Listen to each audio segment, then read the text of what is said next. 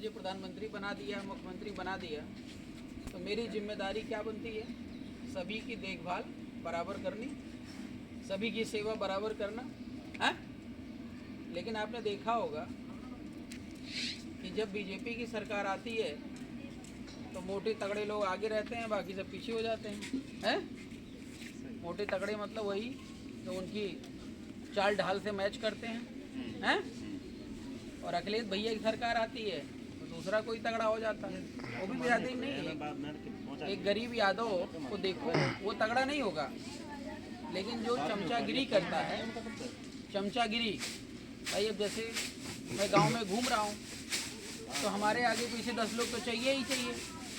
अब चाहे ये भाई लोग हैं, ये मिशन से प्रभावित हैं कि चमचागिरी कर रहे हैं, ये इनके ऊपर निर्भर करता है। तो 10 लोग तो हमें चाहिए हैं। वैसे जब कोई पार्टी चलती है तो 1000, 2000, 4000 लोगों का फ़ायदा कोई बड़ी बात नहीं। लेकिन असली पार्टी ये होती है कि जो एक नियम कानून सिद्धांत के आधार पर चले और वो सभी की देखभाल समान रूप से करे। ठीक है ना? जैसे अब अरविंद भाई हैं, अगर ये हमारे साथ लग जाते हैं, लगे हैं और ये दिन रात लग करके मेहनत करते हैं, तो मेरी जिम्मेदारी क्या बनती है? अपने हिस्से की एक रोटी मैं इनको खिला दूं ज़्यादा, लेकिन आपके हिस्से की अगर खिलाऊंगा तो अन्याय हो जाएगा, नहीं हो जाएगा? हैं? होगा नहीं होगा? लेकिन एक बात और समझिएगा कि जो नेता बनता है वो समाज से बनता है। समाज जो है वो नेता बनाने का प्रोडक्ट है, लेकिन वही समाज जिसको नेता बनाना चाहिए वो नेता से चलने का काम करता है। जैसे बना बनाया प्रोडक्ट आपको खरीदना, अगर आपको मैगी खानी है तो आप मैगी कैसे बनती है, क्या क्या काम होता है, इस पर विचार नहीं करेंगे। जा बेटा 2 रुपए की ले आ, 10 रुपए की ले आ, और फटाफट लाए, फ्राई की और खा लिए। पेट तो थोड़ी देर के लिए भर गया, लेकिन आपको ये भी पता है मैगी नुकसान भी करती है, करती नहीं करती है? तो जो बना बनाया माल होता है उसके बारे में आपको पता नहीं होता है, लेकिन जब आप बनाते हो तो सब पता हो जाता है कि इसमें मटेरियल क्या पड़ा है। पड़ा है ना? तो खाने लायक है या नहीं खाने लायक है, इसका ज्ञान आपको बखूबी हो जाता है। तो मैं सबसे पहले मौर्य समाज की बात कर लूँ थोड़ी देर के लिए। हमारे मौर्य समाज की काबिलियत अभी तक इतनी रही है कि जब कोई भाई बहुत चिंतित दिखता है तो यही मेरे को बोलता है कि भैया बहुत पार्टी हो गई है, क्या करें, किस किस को जिताएं। ये बात बोलते हैं लोग, पूछते हैं और कहते हैं कि भाई एक क्यों नहीं हो जाते, एक क्यों नहीं हो जाते। तो थोड़ा इधर खड़े हो, एक क्यों नहीं हो जाते हो, ये बताओ। मैं आपसे ही पूछना चाहता हूँ, मौर्य समाज से ही अगर भगवान बुद्ध मौर्य बिरादरी से थे, भाई जन्मोगे तो कोई ना कोई बिरादरी तो होगी। अब आप बिरादरी से आगे बढ़कर काम करो, सम्राट अशोक बन जाओ तो आपकी महानता है। लेकिन भगवान बुद्ध शाक्य वंश के थे और उसी शाक्य वंश में उन्हीं का भाई देवदत्त भी पैदा हो गया था। हैं? तो क्या भगवान बुद्ध और देवदत्त एक हो गए थे? एक हो गए थे? बुद्ध का मार्ग अलग था, देवदत्त का मार्ग अलग था। बुद्ध का मार्ग था जीवन को बचाना, उनकी रक्षा करना, और देवदत्त का जो काम था वो जीवों को प्रताड़ित कर मजा लेना था। यही था ना वो हंस वाली कहानी जो है, वो जब दूसरों को दर्द होता था तो उसको खुशी होती थी। हैं? तो ऐसे आपके समाज में बहुत सारे देवदत्त हैं जो क्या कर रहे हैं, समाज के नाम पर राजनीति तो कर रहे हैं, लेकिन अभी तक उनका कोई प्लेटफार्म नहीं है। किसी का नाम आप ले लेंगे तो बिना प्लेटफार्म के इधर उधर इधर उधर इधर उधर उछल कूद। ठीक है ना? किसी भाई ने बताया कि राजनीति का सबसे बढ़िया फार्मूला ये होता है कि अगर कुछ ना करो, देखो ये 2 पीपल के पेड़ हैं और कभी इस डाली पे कभी उस डाली पे कभी उस डाली पे चलते रहो और समाज को लगता है कि बहुत बड़ा काम हो रहा है। करो कुछ मत, लेकिन खाली कूदते रहो। समझ रहे हैं ना? कांशी राम जी ने कहा था जो मायावती को 4 बार मुख्यमंत्री बना के चले गए। मान्यवर साहब, भाई जो त्यागी है, जो ईमानदारी से काम करेगा, हम उसके सामने नतमस्तक हैं, उसकी तारीफ करेंगे। गद्दारों की हम कभी तारीफ नहीं करते। तो कांसीराम जी ने कहा अपनी पार्टी होनी चाहिए, कैंडिडेट कोई भी हो। अपनी पार्टी होनी चाहिए, कैंडिडेट कोई भी हो। अपनी का मतलब है, गांव में जाते थे, 80 बिरादरी के लोग मिलते थे, तो उनको अंदर अंदर यही समझाते थे, अपनी पार्टी होनी चाहिए, कैंडिडेट कोई भी हो, चलेगा। आज उनके फार्मूले को बीजेपी वाले अपना लिए हैं। बीजेपी वाले कहते हैं अपनी पार्टी होनी चाहिए, कैंडिडेट केशव प्रसाद मौर्य चलेगा, कैंडिडेट संघमित्रा मौर्य चलेंगे, ठीक है ना। तो पार्टी किसकी है और उसकी विचारधारा क्या है, कभी आपने इसका आकलन किया? पार्टी बीजेपी की है और उसकी जो विचारधारा है वो मनुवादी विचारधारा। मनुवादी विचारधारा का मतलब है तुम्हारा खून बेचकर हम अपना साम्राज्य बढ़ाएंगे। ब्राह्मण, क्षत्रिय, वैश्य, शूद्र, मतलब मानव असमान है। मानव असमान है, मानव अलग अलग है, जबकि सारे मानव एक तरीके से पैदा होते हैं, एक तरीके से उनका सारा कर्मकांड होता है, लेकिन वो लोग आकर के यहाँ पे भेदभाव पैदा कर दिए। तो वो मनुवादी व्यवस्था अस्थाई है, वो कभी भी अस्थाई नहीं हो सकती है। और बड़े दुख की बात तो ये है कि झूठ को बेचने में वो नंबर 1 है। जैसे आपके पास सोना है, आप उस सोने को लोहे के रेट में भी नहीं बेच पा रहे हो, और उनके पास सड़ा हुआ लोहा है और वो सोने के रेट बेच रहे हैं। सनातन बोलते हैं, कहते हैं मैं सनातनी हूँ, ठीक है ना। सनातनी का मतलब होता है जो परम सत्य होता है, जो हमेशा सत्य हो, कहीं पर उसको झुठला सकते नहीं हो। लेकिन दिन भर झूठ बोलेंगे, फिर कहेंगे मैं सनातनी हूँ। तो उनका ठिकाना जो है वो ज़्यादा दिन तक नहीं है। लेकिन हमें ये समझना है कि जब वो हमारी पार्टी नहीं है, हमारे सिद्धांत रूप से हमारे लिए काम नहीं कर रही है, सैद्धांतिक रूप से, तो उस पार्टी से लड़ने वाला व्यक्ति हमारा कैसे हो सकता है, बताइए आप मुझे। बीजेपी वाले कल को मेरे को ऑफर करें, भैया आपको 30 करोड़ रुपया दूंगा, पैसे खूब हैं उनके पास, और आप मेरी पार्टी से बदायूं से उतर जाओ, तो मैं गली गली साइकिल लेकर घूम रहा हूँ, कोई ना कोई तो मजबूरी होगी हमारी। आप तो ये समझ रहे होंगे, पेट्रोल की, डीजल की, पैसे की, लोगों की भी कमी हो सकती है, ये बात तो आप समझ रहे होंगे। अगर बीजेपी से 30 करोड़ 40 करोड़ मिलता तो मैं ये काम क्यों करता, और मैं स्वाभिमानी नहीं होता तो बीजेपी में जाने में मुझे परहेज क्या था। जैसे संघमित्रा मौर्य सांसद बन गई, उसके बाद गांव तक नजर नहीं आई, वैसे हम भी सांसद बन करके आराम से बैठते, अब अपने घर में बैठते हैं, अपने घर में बैठते 5 साल, क्या दिक्कत थी बताइए आप मुझे, ठीक है ना। लेकिन बात इसकी नहीं है, बताते तो क्या हुआ कि बात जब स्वाभिमान की आती है, इतना बड़ा इतिहास भारत देश का रहा है, इतना बड़ा भारत देश का इतिहास रहा है, और अगर आने वाली पीढ़ी गद्दार निकल जाए तो पुरखों का कोई दोष है क्या, मुझे बताइए। तो इस देश की सबसे बड़ी जिम्मेदारी, सबसे पहली जिम्मेदारी सामाजिक रूप से भी और राजनीतिक रूप से वो मौर्यों की ही है। लेकिन मौर्य भटका हुआ है। अब वो कहते हैं कि नहीं कई पार्टियां हो गई, कहाँ पार्टी है मुझे बता दो जरा। अच्छा, एक बार मान लो किसी चीज में आपने पैसे लगाया, थोड़ी देर के लिए बुद्ध कथा आपने करवाया, मजा नहीं आया थोड़ी देर के लिए, तो अगली बार क्या करोगे, बंद कर दोगे।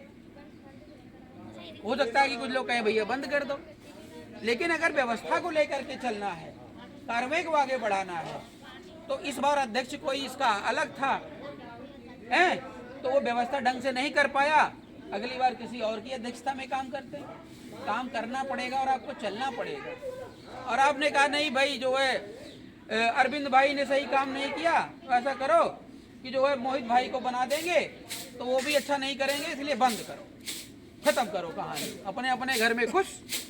तो अपने अपने घर में खुश रह करके आप केवल अपना पेट भर सकते हैं और राजनीतिक रूप से हिस्सेदारी नहीं ले सकते।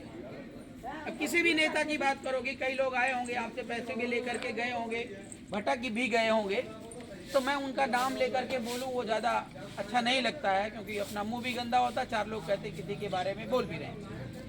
लेकिन हमने सभी नेताओं को इकट्ठा करने का बहुत प्रयास किया, और मैं नेता नहीं हूँ और ना नेता बना हूँ, बस आपके बीच में इसलिए नेता के फॉर्म में हूँ कि आप ये सोचना शुरू कर दो कि नेता कैसे बनेगा, जमीन से नेता कैसे उठेगा।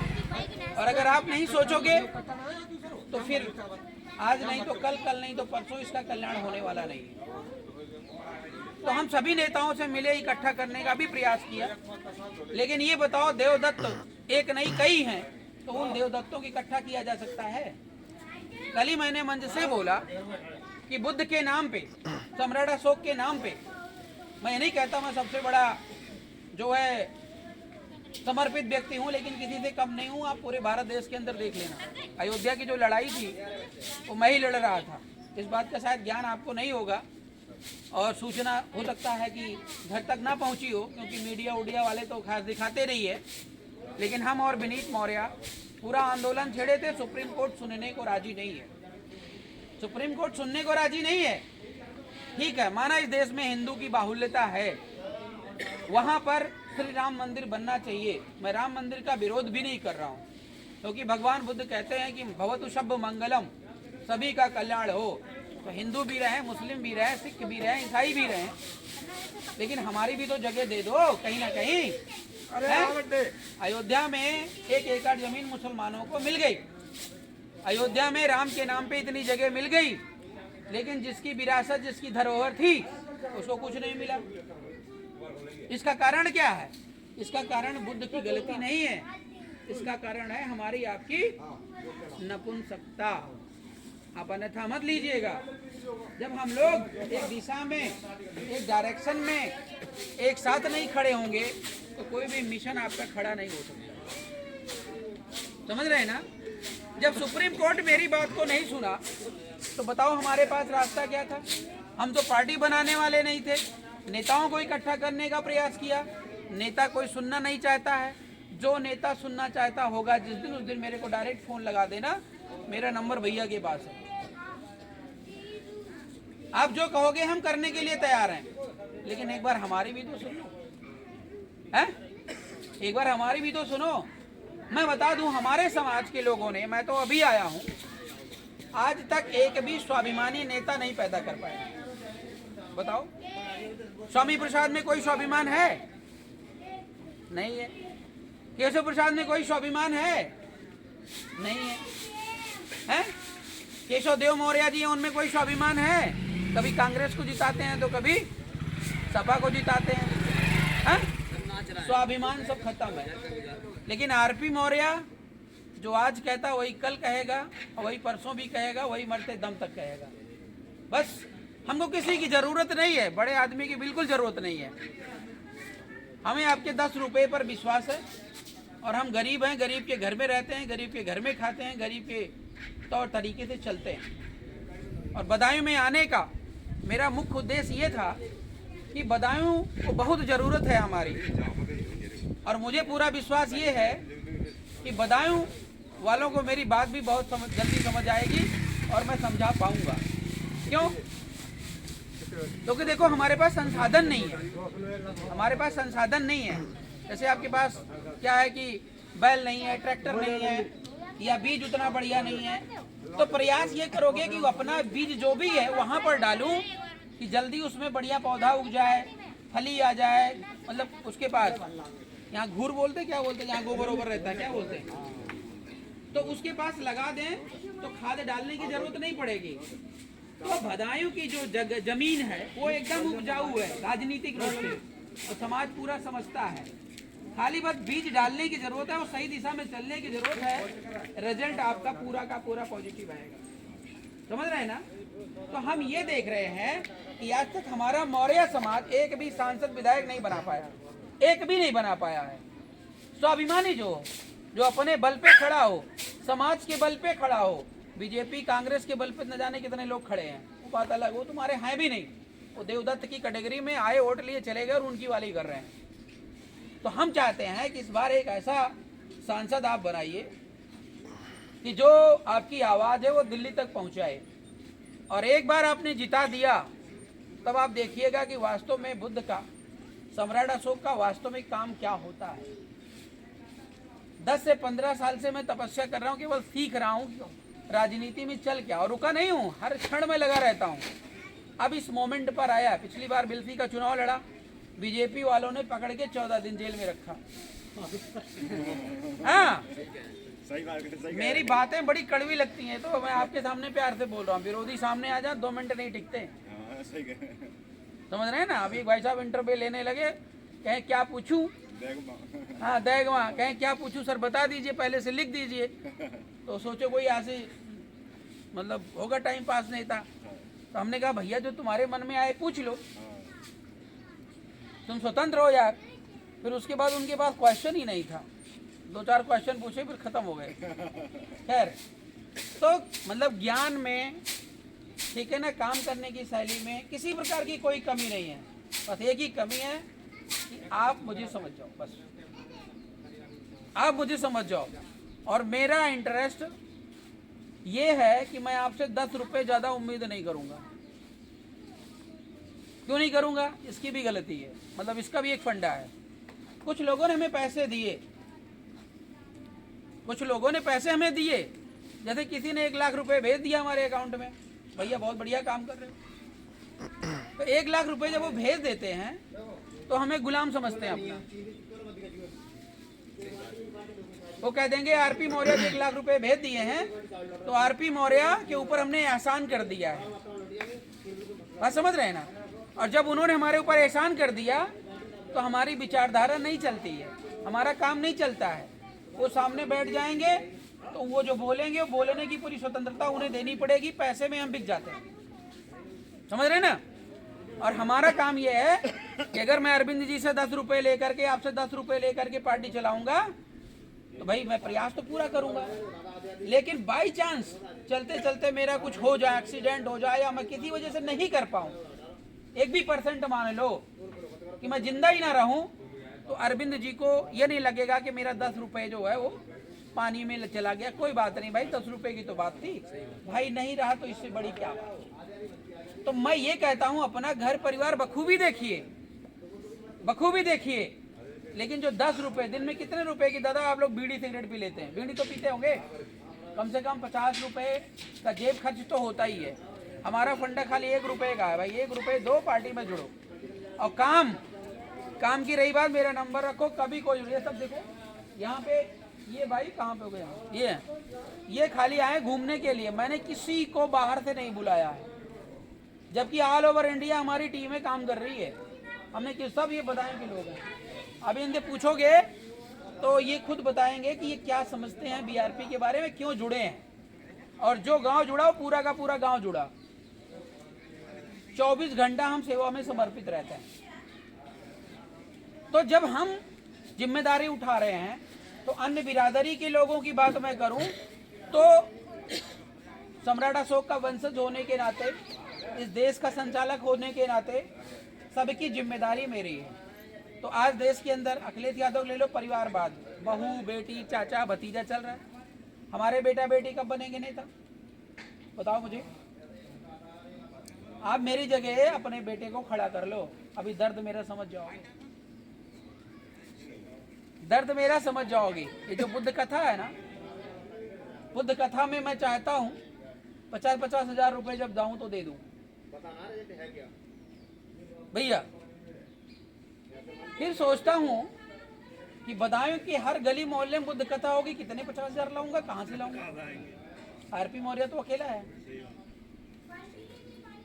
एक बार मैं कन्नौज गया था, तो भाई साहब बोले कि वो फला नेता आते 10,000 रुपए देते हैं। तो हमने कहा बस 10,000 रुपए। और आप सब बिना विचार के नेता के पीछे, भाई या तो नेता के अंदर क्वालिटी हो, वो बुद्ध के मार्ग का सच्चा अनुयायी हो, तो आप उसके पीछे लगो। लेकिन अगर आप लोग सब गांव के लोग मिलकर के 500-500 रुपए लगा, मैं देख रहा हूँ घोषणा हो रही, किसी का 200, किसी को 400, अच्छा लग रहा है। तो 500-500 रुपए लगा के बुद्ध कथा करवा लिए, तो आप नेता के गुलाम है कि नेता से फ्री हैं? फ्री है ना। अच्छा, अब मैं आपको 20,000 रुपये दे देता और मैं आता, अभी आपकी बोलती बंद हो जाती। जो यहाँ के संचालक होते, बोलना मत, जिंदाबाद जिंदाबाद के नारे लगाना। हो रही बुद्ध कथा, अब आता, हमने कहा योगी आदित्यनाथ जिंदाबाद, मोदी आदित्यनाथ जिंदाबाद, है बीजेपी से आता, 20,000 रुपये दे जाता है और नरेंद्र मोदी के नारे लगा जाता, चुनाव आने वाला है। अब आप क्या करते, मजबूरी में जिंदाबाद जिंदाबाद और फोटो खींच के चला जाता, यहाँ बुद्ध कथा तो हो रही है और नारे जो है नरेंद्र मोदी के लगाए जाते, जो बुद्ध के नाम पर बीमारी पकड़ लेती है, पकड़ लेती नहीं पकड़ लेती है। तो बात यह है कि भगवान बुद्ध ने संघ की बात करी है, तो जब कोई काम संघ का है तो सबकी जिम्मेदारी है। 500 रुपया कोई बड़ी बात नहीं होती है, कोई बड़ी बात नहीं होती है। अभी कहीं जा रहे हैं आप, 500 रुपया गिर गया या कोई बीमार हो गया, 2 मिनट में खर्च हो जाता है, हो जाता नहीं हो जाता है। इसलिए संगठित रहकर संघ के अनुसार काम करिए, किसी नेता पर डिपेंडेंट मत रहिए। हमारी रही बात कि जिस दिन आप लोगों ने देने लायक बना दिया, अभी मैं लेने लायक हूँ, देने लायक नहीं हूँ, ध्यान रखिएगा, इसको अन्यथा मत लीजिएगा। क्योंकि जैसे आपका गांव है ना, इससे गिरा मेरा गांव है। ये भाई साहब ने बोला कि मेरा घर सर छोटा है, मैं कहा इतना बड़ा स्कूल बना के यार करो मेरा घर। तो मैं अभी लेने लायक